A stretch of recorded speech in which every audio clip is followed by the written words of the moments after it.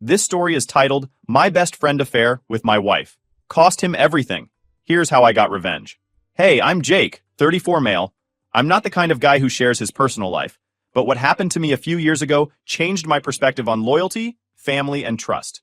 Back then, life was simple. Or so I thought. I was married to Laura, 33 female, my high school sweetheart, for 7 years. We had 2 amazing kids, Mia, 6 female, and Ethan, 4 male. To anyone on the outside, we were the perfect family. We had a house in the suburbs, the kind with a backyard big enough for the kids to play, and neighbors who lent sugar when you ran out. I worked in construction management, a job that wasn't glamorous but paid the bills and allowed Laura to stay home with the kids most of the time. She also did some part-time admin work, but her main focus was being the supermom everyone admired. And honestly, she seemed to love it. We had our share of date nights, lazy Sundays, and family outings to the zoo or the beach. Our social circle was just as tight. Bob, 35 male, and his wife, Lisa, 32 female, were practically family. Bob wasn't my best friend in the world, but he was someone I trusted. We'd grill steaks in the backyard, watch football on Sundays, and even took a few camping trips with our families. The kids got along great, which made hanging out easy and fun. Lisa was a sweetheart, quiet but thoughtful, always the one organizing potlucks or sending thank you cards. Laura's behavior started to change. She became protective of her phone, keeping it in her pocket or face down on the table, and her new routine of frequent girls' nights seemed out of character. At first, I didn't think much of it. She said it was good for her to get out, but her vague explanations and late returns raised questions I couldn't ignore. Around the same time, Bob started flaking on our usual hangouts. This guy who would never miss a game day suddenly had excuses every week. Work's crazy, man. Or Lisa's got me running errands. It didn't seem like a big deal at first, but looking back, the timing was too coincidental. Then, there were the kids. Mia and Ethan started casually mentioning how often they stayed with Laura's parents. They loved their grandparents. So it wasn't a red flag at first. But when I asked Laura about it, her answers were always rushed. It's just easier for them to stay there when I'm out late. I thought it'd give you a break. Her parents lived an hour and a half away. That's not exactly convenient. The feeling in my gut grew heavier. I wasn't the type to pry, but it felt like pieces of a puzzle were being laid out, and I just couldn't see the full picture. Something was off, but I wasn't ready to confront it yet. Instead, I started paying closer attention, hoping I was wrong. The breaking point came one random Tuesday night. Laura had gone out for another girls' night and left her laptop open on the dining table. Normally, I wouldn't touch her stuff. I believed in trust and didn't want to be that guy who snoops. But something about that night was different. The kids were asleep, the house was quiet, and my curiosity got the better of me. I sat down and opened her email. What I saw made my stomach drop. There they were, messages between Laura and Bob. They weren't casual or friendly. They were explicit, giddy, and horrifying. They talked about their meetups in detail, how exciting it was to sneak around, how clueless I was, and even how much of a pushover Lisa had become since having kids. My hands trembled as I read more. The timestamps showed this had been going on for months. While I was working late to give my family the life they wanted, my wife and my so-called friend were busy destroying it behind my back. I slammed the laptop shut, my heart racing. I felt betrayed, humiliated, and angry all at once. But one thing was clear. I wasn't going to act on impulse. If they thought they could play me for a fool, they were about to learn the hard way just how wrong they were. Sitting there in the dark, I started piecing together all the little signs I had ignored. The phone, the girls' nights, Bob's sudden unavailability. It all made sense now. The worst part was knowing how much I had trusted them. Bob had been in my home, eating my food, playing with my kids. Laura had smiled at me every morning, kissed me goodbye, and pretended we were fine. The night I found the emails, it was like my entire world collapsed in an instant. The words on that screen weren't just words. They were the evidence of betrayal. A betrayal so deep that it felt like the air had been knocked out of me. But I didn't yell. I didn't confront her immediately. Something inside me, some strange, calm voice, told me to wait, to gather more, to be deliberate. I closed the laptop and sat in the dark, staring at nothing. My mind raced, connecting dots I hadn't even realized were there. All the subtle signs, the phone glued to her hand, the increased girls' nights, the shared glances between her and Bob at barbecues, they all made sense now. I wasn't just paranoid. I'd been played. But it wasn't just Laura who had betrayed me. Bob, my friend, my buddy, the man I'd invited into my home, trusted with my kids, and laughed with over beers. That stung just as much, if not more. Betrayal from a spouse cuts deep, but from a friend? It's like salt in an open wound. The next morning, I called Ron, an old friend from college who had worked as a cop before becoming a private investigator. He picked up on the second ring. "What's up, Jake? You sound off." "I need your help, man," I said, my voice steady but cold. "I think Laura's cheating on me. And I think it's with Bob." There was a pause. "Damn," Ron finally said. "You sure?" "Pretty damn sure. I found emails. Explicit ones. But I need more. I need proof I can take to court if it comes to that." Ron didn't ask any more questions. He just told me to forward him everything I had and promised to get to work. The next few weeks were hell. I had to pretend everything was normal, even as my insides twisted with anger and disgust. Laura would smile at me over breakfast, asking if I needed anything before I left for work. I'd force a smile back, my stomach churning at the thought of where she'd been or who she'd been with. Bob, meanwhile, had the audacity to keep acting like nothing was wrong. He'd text me about football games, send memes, and even suggest a guy's night out. It took everything in me not to tell him to go to hell, but I knew better than to tip my hand. One night, while Laura was out for another girls' night, Ron called me with an update. "I've been following them," he said. "They're not exactly subtle, Jake. I've got photos of them meeting at a motel twice last week. Same one both times. Room 214. I closed my eyes and let out a breath. "You're sure it's them?" "Crystal clear. I've got timestamps, license plate numbers, and even a couple of videos. These two aren't being careful." Ron's thoroughness was both a blessing and a curse. I wanted the truth, but hearing it confirmed made the betrayal feel even more real. One of the hardest parts of those weeks was pretending everything was fine for the kids. Mia and Ethan had no idea what was going on, and I was determined to keep it that way. Mia would run up to me after school, excitedly showing off her drawings, while Ethan begged me to help him build another Lego tower. "Can we have pancakes tomorrow, Dad?" Mia asked one evening, her eyes wide with hope. "Of course," I said, forcing a smile. "You know I can't say no to your pancakes." Laura walked in a moment later, carrying a shopping bag. "Hey guys, look what I got for you," she chirped, pulling out a new set of markers for Mia and a toy truck for Ethan. The kids cheered, completely oblivious. I stood there, watching her play the doting mom, and it took everything in me not to snap. When Ron sent me the final report, I knew it was time to act. He had gathered more than enough evidence. Emails, photos, receipts, and even video footage of Laura and Bob entering and leaving the motel. The timestamps aligned perfectly with the nights she claimed to be out with her friends. The worst part? In one of the videos, they were laughing as they walked out of the motel, completely at ease. They looked like two people without a care in the world. Meanwhile, I'd been at home, reading bedtime stories to our kids, and wondering what I'd done to deserve this. I took the report to my lawyer the next day. "This is more than enough," she said, flipping through the photos. "You've got a solid case for divorce, Jake. And with this kind of evidence, custody shouldn't be an issue." Custody. The word hit me like a punch to the gut. This wasn't just about ending my marriage. It was about protecting my kids from the fallout. Mia and Ethan were my everything, and I couldn't let them grow up in a home built on lies. The day Laura got served was one I'll never forget. I had arranged for her to receive the papers at her office. She called me an hour later, her voice shaky. "Jake, what is this?" "It's exactly what it looks like," I said, keeping my tone cold. "I know everything, Laura. About you and Bob. Don't even try to deny it." She didn't. There was a long pause, and then she started crying. "I'm sorry, Jake. I never meant—" "Stop!" I interrupted. "You don't get to play the victim here. You made your choices, Laura. Now you'll face the consequences." I hung up before she could say anything else. But I wasn't done. Lisa deserved to know the truth, too. She was kind, unsuspecting, and had done nothing to deserve this. I didn't want to blindside her, so I asked Ron to deliver the evidence to her personally. The next day, Lisa called me, her voice trembling. "Jake, I had no idea. I can't believe this." "Neither could I said. "But you deserve to know." She thanked me through tears, and I could hear the strength creeping back into her voice. Lisa wasn't the type to wallow in self-pity. If anything, she seemed determined to take control of the situation. Within a week, both Laura and Bob's lives had started unraveling. Laura moved into a small apartment, and Bob was kicked out of his house. Lisa filed for divorce, emptied their joint bank account, and fired Bob from her dad's company.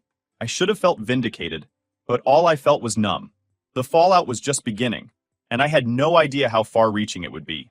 But one thing was clear. The life I thought I had was gone, and there was no going back. After Laura and Bob were exposed, the chaos began to settle, on the surface at least. But beneath the calm, I was navigating a storm of emotions, responsibilities, and changes I hadn't prepared for. My marriage was officially over, and so was the life I thought I'd built. Now, it was about moving forward. The first step was the kids. Mia and Ethan were my top priority, and I knew they deserved stability, even if their parents couldn't provide it together. I sat down with my lawyer to hammer out the custody details, determined to ensure that they stayed with me. Laura didn't put up much of a fight. How could she? The evidence I had made it clear she wasn't fit to prioritize anything but herself. Still, explaining the situation to Mia and Ethan was the hardest part. I spent hours talking with a child psychologist, trying to figure out how to break the news in a way that wouldn't shatter their little worlds. One Sunday morning, I sat them down on the couch, their favorite blanket draped over them. Ethan clutched his stuffed dinosaur, while Mia fiddled with her hair. "Hey, kiddos," I started, my voice softer than usual. "Mommy and Daddy need to talk to you about something important." Laura sat next to me, uncharacteristically quiet. She looked pale and exhausted, probably from nights spent in her new tiny apartment. I wasn't going to let her off the hook for what she'd done, but for this moment, it wasn't about us. "We love you both so much," I continued, "but Mommy and Daddy are going to live in different houses now. You'll still see both of us, but things are going to be a little different." Mia's eyes widened. "Why?" she asked. Laura hesitated, glancing at me, so I stepped in. "Sometimes grown-ups have problems they can't fix, but that doesn't change how much we love you." Ethan, too young to fully understand, just snuggled closer to me. Mia, though, looked between us, her little brows furrowed. "Is it because of the nights Mommy didn't come home?" My heart dropped. I had to remind myself that Mia was a smart kid, maybe too smart for her own good sometimes. I took a deep breath. "It's not your fault, Mia. It's just something between Mommy and me. But I promise you, no matter what, you and Ethan will always be taken care of." She nodded, but her eyes glistened with tears. Laura reached out to touch her shoulder, but Mia flinched away. That small reaction was like a knife to the chest. Laura noticed it too, and withdrew, her face crumpling. Once the custody arrangement was settled, I focused on creating a new routine for the kids. Mornings became a bit of a circus. Me juggling breakfast, packing lunches, and making sure no one left the house in mismatched socks. But I learned to love the chaos. Mia started helping out, showing Ethan how to put his shoes on properly, or reminding me to sign their permission slips. She was growing up faster than I wanted, but her resilience amazed me. The evenings were my favorite. After dinner, we'd curl up on the couch for movie nights or tackle giant Lego projects that Ethan always insisted on building bigger and better. Mia got into baking, and our kitchen soon became a war zone of flour and frosting. It wasn't the picture-perfect family life I'd envisioned, but it was ours, and I was determined to make it as happy as possible. Laura, on the other hand, was struggling. She'd gone from being a stay-at-home mom with part-time work to someone trying to rebuild her life from scratch. She moved into a cramped apartment on the other side of town, and her visits with the kids were awkward at best. Mia, still hurt and confused, barely spoke to her during their visits. Ethan, ever the innocent one, clung to her for a while, but even he seemed to sense something was off. Laura tried to win them over with gifts and trips to the zoo, but kids are smarter than we give them credit for. They knew something wasn't right, even if they couldn't articulate it. She called me one night, her voice thick with frustration and sadness. "They don't even want to see me," she said. "Mia won't talk to me. What am I supposed to do, Jake?" I leaned back in my chair, gripping the phone tightly. "You earn their trust back," I said bluntly. "You don't get to fix this with toys and ice cream. You show up, you listen, and you stop expecting them to forgive you overnight." Her silence on the other end was deafening. Meanwhile, Bob was dealing with his own fallout. Lisa didn't just kick him out, she obliterated him. She filed for divorce, froze their accounts, and made sure everyone in their social circle knew exactly what he'd done. Bob lost his cushy VP job at Lisa's dad's company, and word on the street was he'd moved in with a friend who lived 2 towns over. One afternoon, I got a call from Lisa. I hadn't heard from her since I'd given her the evidence. "Jake," she said, her voice firm but tired. "Thank you for telling me the truth. It hurt like hell, but I needed to know." "You didn't deserve any of this," I said. "Neither did your kids." She sighed. I'm trying to keep it together for them. But honestly, I'm glad he's gone. It's better this way. I admired her strength. Lisa wasn't the kind of person to let betrayal define her. She was already making plans to go back to school and had started looking for a new job to support her kids. As for me, rebuilding wasn't easy, but it was necessary. I started going to therapy, not just for myself, but for the kids too. I didn't want them to grow up carrying the weight of what had happened. My therapist, an older guy named Dr. Neil, helped me work through the anger and guilt that had been eating at me. "You're allowed to grieve, Jake," he said during one session. "This wasn't just the end of your marriage. It was the end of the future you thought you had." Those words stuck with me. For so long, I'd been focused on being strong for the kids that I hadn't allowed myself to feel the full weight of what had happened. But slowly, I started to let go of the pain and anger. Not for Laura or Bob. They didn't deserve my forgiveness, but for myself and my kids. All right, everyone, before we dive into the final update, I have a small request. We put a lot of effort into finding these incredible stories for you every single day, and your support means the world to us. If you enjoy our content, please consider subscribing to the channel. It really helps us grow and allows us to continue bringing you more amazing stories. Thank you. Now, let's move to the last update. Update! Hey Reddit, it's Jake again. I wasn't planning on posting an update, but I've gotten a few messages asking how things are going. And honestly, a lot has happened since I shared my story. So here's where things stand now. Life's better, but not without its complications. First, the good stuff. Mia and Ethan are thriving. Mia, now 8, has really leaned into her creative side. She's obsessed with painting and drawing, and her room looks like an art studio exploded. She even asked me to buy her a sketch pad, big enough for her biggest ideas. Ethan, 6, is still my little daredevil. He's into soccer now, and watching him on the field is both exhilarating and terrifying. That kid has no fear, which is great until he's sliding into someone twice his size. Our home is finally feeling like a sanctuary again. I've worked hard to create a space where the kids feel safe and loved, and while it's not perfect, it's ours. We still do our Saturday pancake mornings, and Friday nights are for movies. Ethan's been on a Toy Story kick lately, and I've seen Buzz Lightyear save the day more times than I can count. But it's not all sunshine and rainbows. Laura's still in the picture because, well, she's their mom. We have a custody agreement that gives her every other weekend with the kids, but let me tell you, it's been complicated.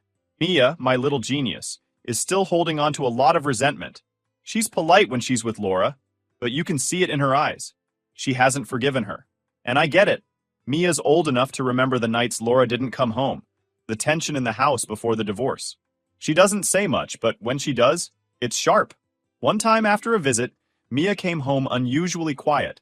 I asked her what was wrong, and she just shrugged and said, "Mom says she's sorry, but if she is, why'd she hurt us?" What do you even say to that? Tried to reassure her that people make mistakes, and that it's okay to feel upset, but it's hard. I don't want to poison their relationship, but I also can't erase what happened. Ethan's more forgiving. He's younger, so he doesn't fully understand the depth of what went down. He loves Laura, and always comes back from her place with stories about the fun things they did, going to the park, baking cookies, stuff like that. But even he has moments where he seems unsure. Recently, after a weekend with Laura, he asked me out of the blue, "Why doesn't Mommy live with us anymore?" I had to take a deep breath and remind myself to keep it simple. I told him, "Mommy and Daddy don't live together because we're better at taking care of you when we're apart. But we both love you so much." He seemed satisfied with that answer, but it left me wondering how many more questions he'll have as he gets older. As for Laura, she's trying. I'll give her that. She's been showing up to all of Ethan's soccer games and even came to Mia's school art show last month. Mia avoided her like the plague, but Ethan was thrilled to see her there. I'm not going to lie, having Laura in the same room still feels weird. We exchange pleasantries for the kids' sake, but there's an unspoken tension that never really goes away. There was one moment that really threw me, though. After Ethan's last game, Laura pulled me aside while the kids were busy chasing each other around. She looked nervous, which isn't like her. "Jake, can we talk?" she said, her voice quiet. "About what?" I asked, already bracing myself. I want to know if you think Mia will ever forgive me. I've been trying, but she keeps shutting me out." It took me a second to respond. I wanted to tell her that forgiveness isn't something you can force, that she'd have to earn it by being consistent and patient. But instead, I just said, "I don't know, Laura. That's up to her. But if you keep showing up and being there for her, Maybe one day she'll see you're serious about making things right. She nodded, but I could tell it wasn't the answer she wanted. Ik sta verhiegat. On the Bob front, there's nothing new to report. Last I heard, he's still out of state, living in a friend's basement or something. He hasn't reached out, and I hope it stays that way. Lisa's doing great, though. She's back in school, working on her degree, and crushing it as a single mom. We still talk occasionally, mostly about the kids, but I've got nothing but respect for how she's handled this mess. As for me, I'm finally starting to find myself again. I've been hitting the gym, focusing on my work, and even went on a couple of dates. Nothing serious yet, but it feels good to put myself out there. I'm learning to let go of the anger, not for Laura or Bob, but for me. Holding on to it was like carrying a weight I didn't need anymore. The kids and I are in a good place overall.